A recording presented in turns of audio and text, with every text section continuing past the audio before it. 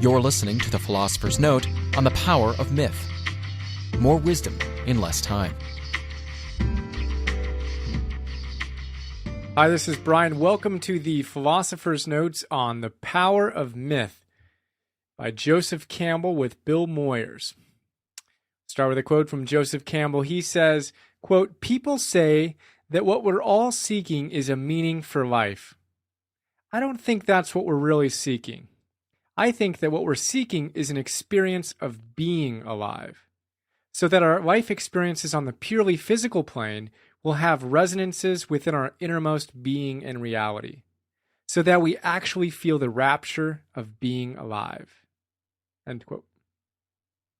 Joseph Campbell, he's amazing. In my spiritual family tree, I call him Grandpa Joe, right below great-grandpa Abe Maslow. So have you ever watched the DVDs of him chatting with Bill Moyers? He just radiates enthusiasm and bliss and wisdom and passion for life and for his work. Really inspiring. That interview series was called The Power of Myth. You can Google that or Amazon it, and highly recommend you check it out. It was filmed a short time before Campbell passed away in 1987. He was about 80 years old around then.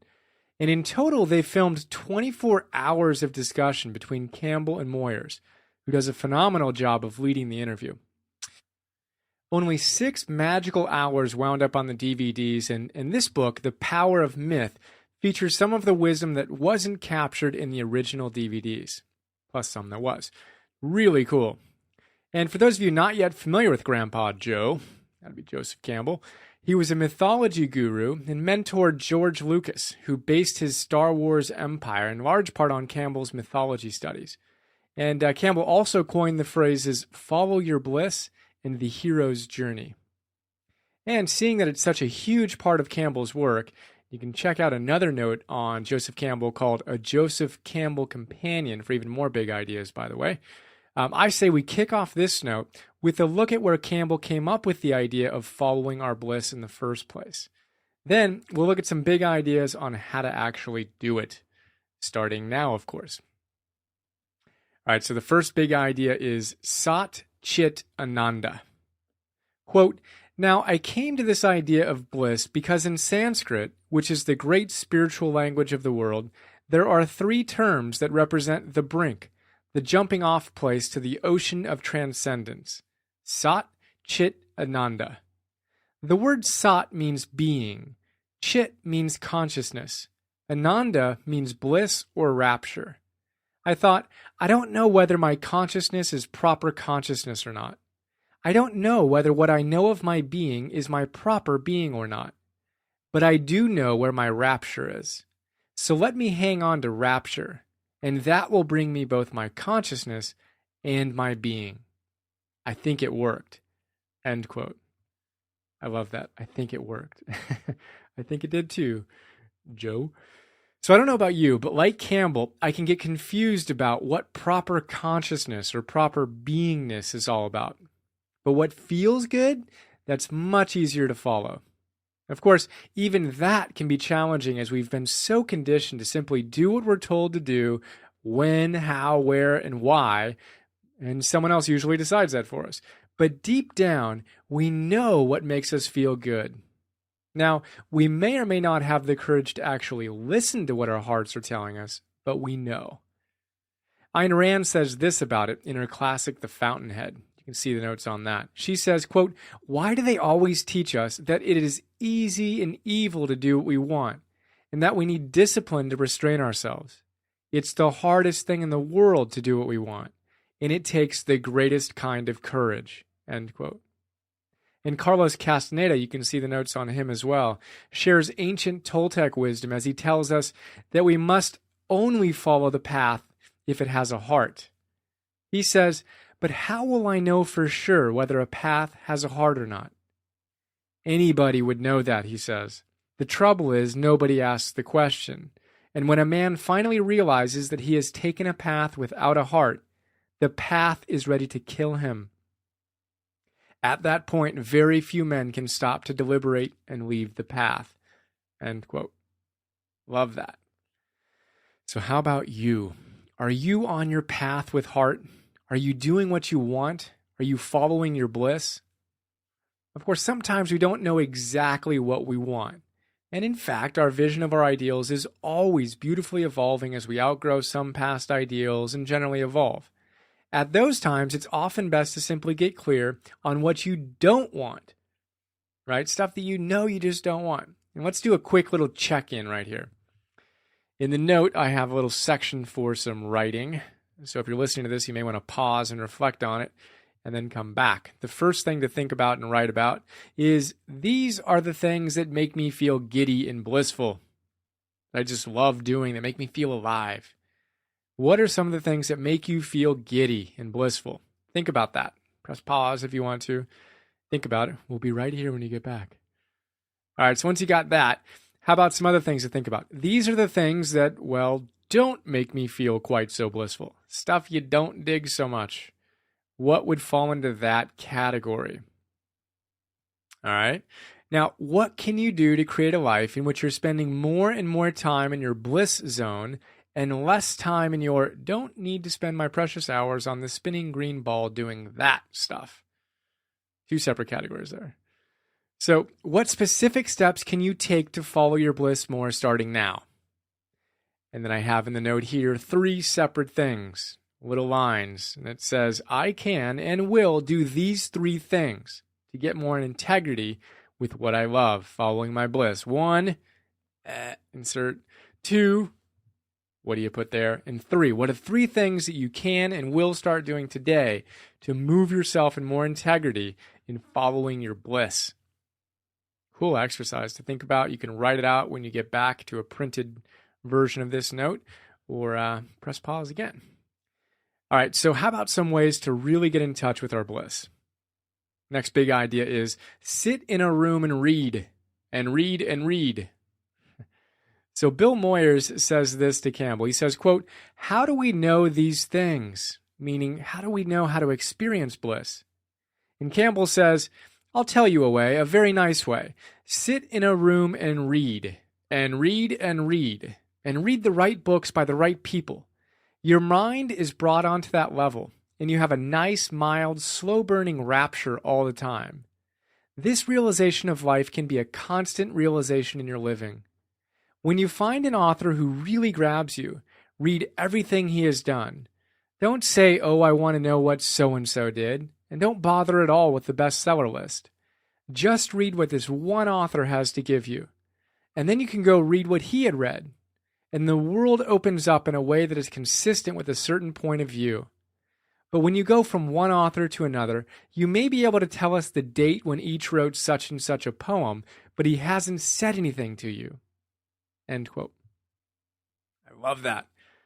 This is pretty much how I've picked the books I read and study. When I fall in love with an author, I tend to read all of their stuff. I've read nearly all of Coelho, Abraham Hicks, Dan Millman, and most of Campbell, Dyer, and Deepak, and a lot of my other favorites. And I love going to the back of their books and looking at their recommended reading lists, and then immediately Amazoning the ones that resonate with me or the ones that I noted while I was reading. So how about you?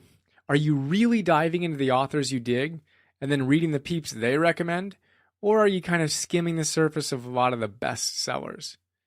Also, who cares if we can quote a poem or cite the date so-and-so said this about whatever, if the authors haven't said anything to us and we don't live the truths? The only reason to study this stuff is to live it, right? All right, so 2 big lessons in this big idea. 1, go deep into the authors you dig and really soak them up. And number 2, live the truths you're studying. Another little quick FYI here. Did you know that Campbell spent about 5 years during the Depression, actually? He came back from Europe right before the market crash, like 2 weeks before the market crash, and he spent 5 years, reading? That's pretty cool. So like 8 hours a day or something amazing like that. So sit in a room and read, and read, and read. That's one way to get in touch with your bliss. Next big idea is your sacred place, an absolute necessity. Quote, this is an absolute necessity for anybody today. You must have a room or a certain hour or so a day where you don't know what was in the newspapers this morning. You don't know who your friends are. You don't know what you owe anybody, and you don't know what anybody owes you. This is a place where you can simply experience and bring forth what you are and what you might be. This is the place of creative incubation. At first, you might find that nothing happens there, but if you have a sacred place and use it, something eventually will happen. End quote. So are you taking the time to create this sacred time? Please say yes. If not, and if the reason you give why you're not is that you're too busy, know that saying you're too busy to check in with your highest self is kind of like saying you're too busy driving to stop for gas. That's just not smart and definitely not going to help you live a life of meaning and bliss. So fill up, pull over to your gas station, aka your sacred place. Next big idea is a great one. It's bless me, Father, for I have been great. Quote, Ramakrishna once said that if all you think of are your sins, then you are a sinner. And when I read that, I thought of my boyhood, going to confession on Saturdays, meditating on all the little sins that I had committed during the week. Now I think one should go and say, bless me, Father, for I have been great. These are the good things I have done this week. Identify your notion of yourself with the positive rather than with the negative. End quote. That's genius. We are what we think about most of the time. So what are you thinking about most of the time? Your sins or your greatness? Invest time every day in recalling all the wonderful things you have done and plan to do, from the big stuff to the mundane, and go get your blessing on. For Father, bless me, I have been great. All right, the next big idea is, do you think I can do that? Quote, when I taught in a boys' prep school, I used to talk to the boys who were trying to make up their minds as to what their careers were going to be. A boy would come to me and ask, do you think I can do this? Do you think I can do that? Do you think I can be a writer? Oh, I would say, I don't know. Can you endure 10 years of disappointment with nobody responding to you? Or are you thinking that you are going to write a bestseller the first crack? If you have the guts to stay with the thing you really want, no matter what happens, well, go ahead. End quote. So are you asking people around you whether or not you can chase a big dream or follow your heart? First, be careful with that. Few people will give as wise advice as Campbell. Most will tell us to be reasonable or fire us up with a false confidence that we can do it and see results now. Not so much. It's all about patience, diligence, and persistence. If we have that, well then yeah, go for it. As my Vipassana teacher, S.N. Gwenka says, work diligently. Work patiently and persistently. Patiently and persistently. And you're bound to be successful. Bound to be successful. And he says that in an amazing Burmese voice that I've heard dozens and dozens and dozens of times, and it resonates in my mind. So work diligently, patiently, and persistently, and you're bound to be successful. But how about Epictetus, the former slave and renowned Roman Stoic philosopher? He said, if you tell me that you desire a fig, I answer that there must be time. Let it first blossom, then bear fruit, then ripen. Had that on my whiteboard several years ago. Anytime I would get impatient, which was rather often then. So how about Malcolm Gladwell in his new book, Outliers? Gladwell's the guy who wrote Blink and Tipping Point, great author. And it's a great fun read, by the way. I finished it recently in one 5.5-hour sitting. It was really fun. So Gladwell looked at the world's greatest outliers, those peeps at the edge of the bell curve, really far from the norm or mean. And one thing he found that separated all of the truly greats, they'd put in about 10 years or 10,000 hours of diligent work / practice before they became outliers. Did you know the Beatles played 8 hours a day, 7 days a week at a strip club in Germany and logged in more live shows in a brief couple years than most bands ever play? They totally transformed their mojo through constant practice and then landed in the U.S. Rock stars. But no one talks about how hard they worked. How about Bill Gates? Did you know when he was in high school, he'd sneak out of bed to go to the university library where he could program from 3 to 6 a.m.? Of course, this is before computers were mainstream. There were only a few places in the world that had the type of computer he was lucky enough to be in the same town as. And he got up to go work on it from 3 to 6 a.m., and his mom wondered why he was waking up so tired in the morning.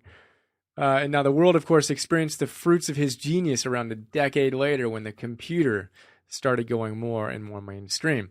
How about violinists? Did you know one of the main reasons why someone is either a concert violinist performing solos versus a less prominent yet professional violinist versus a violin teacher versus an amateur is how many hours they've committed to their practice? Yep. The magic number? 10,000 hours of committed, diligent practice for the soloist. So here's part 2 of this big idea. You've got to love what you do to put in that much effort. Hence, the whole follow your bliss thing. There's no way you're going to log in that many hours consciously striving to improve your craft doing something you hate. Not going to happen. It's also not going to happen if you're doing it simply for the external rewards. At some point, you're going to get burned out and walk away, unless it's what really sets your heart on fire. So, what do you love doing? So much, you joyfully put in 10,000 hours and even pay to be able to do it? Important question to reflect on. For me, by the way, it's reading and writing and living and sharing these universal truths. Pinch me. Get paid to do it. How about you? What do you love so much? How do you follow your bliss? The next big idea is amor fati. There's an important idea in Nietzsche. This is a quote of amor fati, the love of your fate, which is in fact your life. As he says, if you say no to a single factor in your life, you have unraveled the whole thing. Furthermore, the more challenging or threatening the situation or context to be assimilated and affirmed, the greater the stature of the person who can achieve it. The demon that you can swallow gives you its power, and the greater life's pain, the greater life's reply. End quote. It's amazing. So quick question. To what experience in your life are you saying no to right now? Love your fate. Love your life. Say yes to it all. And see that these challenges are like weights in our spiritual gym. The next big idea is being helped by hidden hands. So Bill Moyers says, quote, do you ever have this sense when you are following your bliss, as I have at moments, of being helped by hidden hands? Campbell says, all the time. It is miraculous. I even have a superstition that has grown on me as a result of invisible hands coming all the time. Namely, that if you do follow your bliss, you put yourself on a kind of track that has been there all the while, waiting for you. And the life that you ought to be living is the one you are living. When you see that, you begin to meet people who are in the field of your bliss, and they open the doors to you. I say, follow your bliss and don't be afraid, and doors will open where you didn't know they were going to be. End quote. Amen. So how about some mountaineer W.H. Murray and transcendentalist Thoreau mojo on this idea that when we really follow our bliss, magical things begin to happen?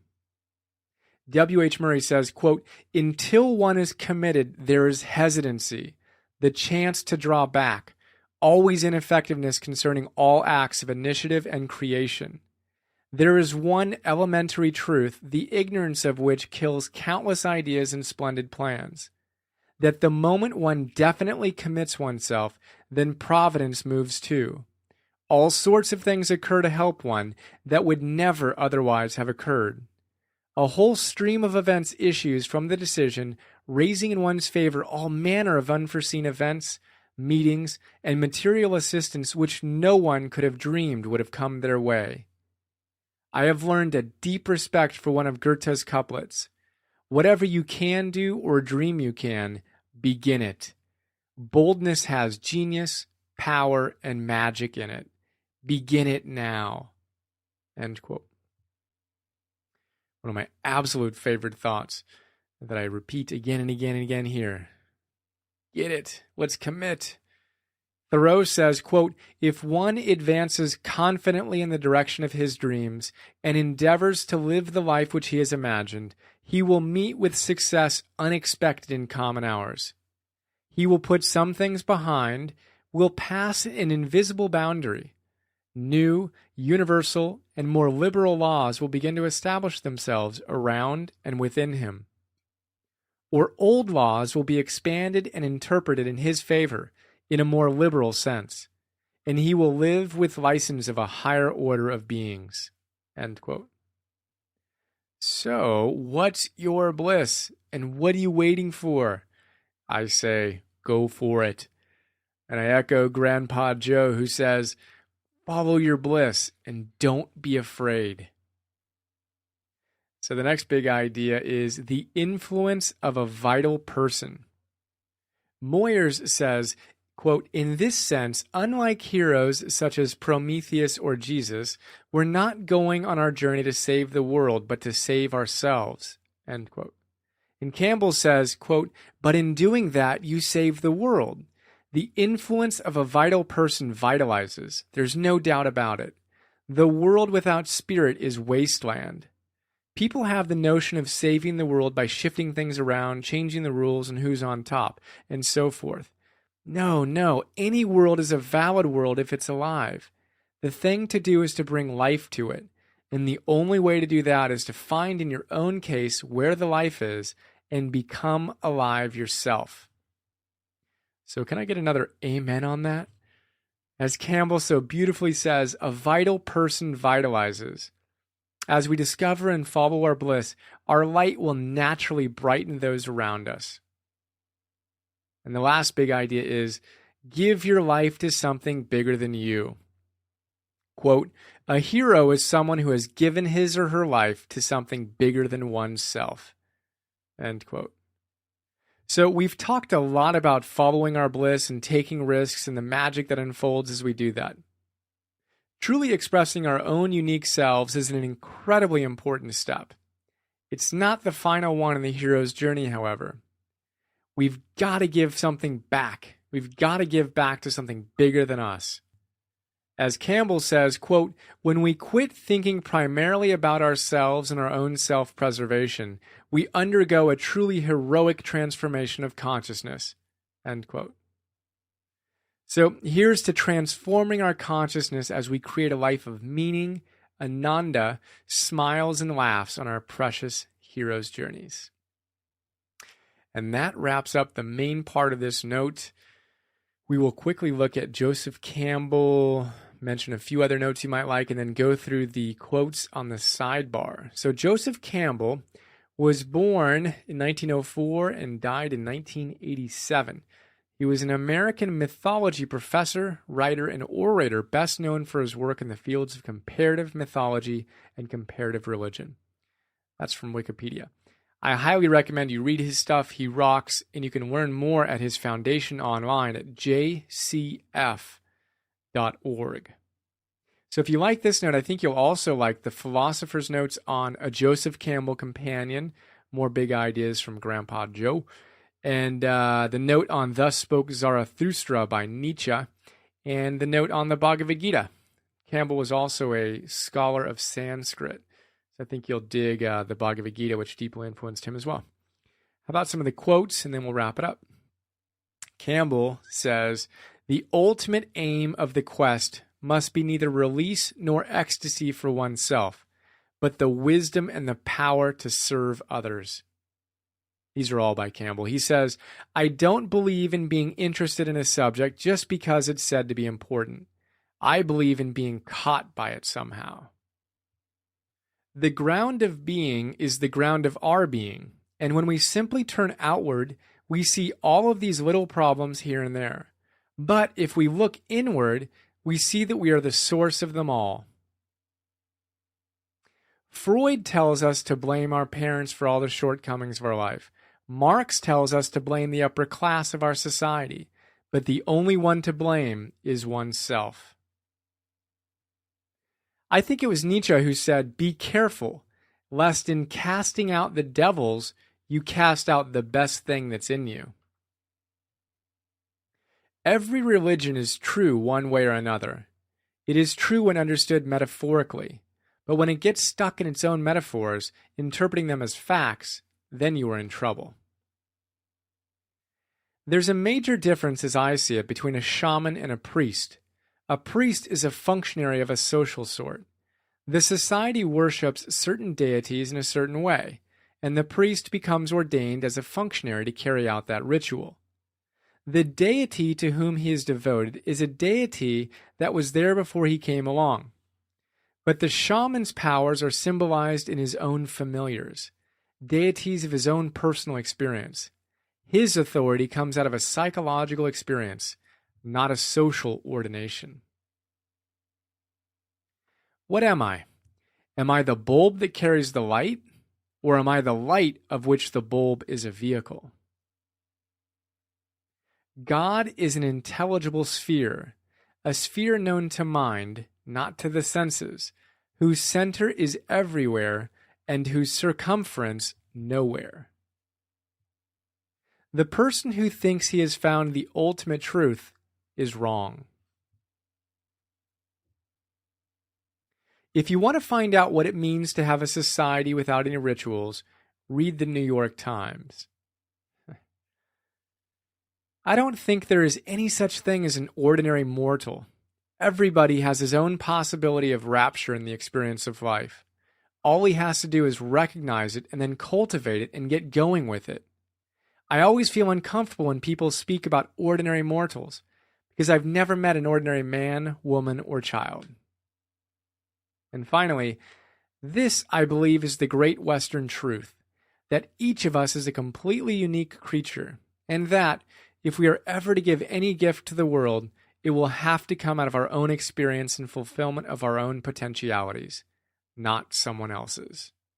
End quote. So that's a quick look at the power of myth. There's so much there that we didn't cover that I think you'd love if this resonates with you. Joseph Campbell is one of those guys to definitely spend some time in a room reading. And really hope you enjoyed. Honored to share this with you and excited to share more with you soon. Have an awesome day. See ya.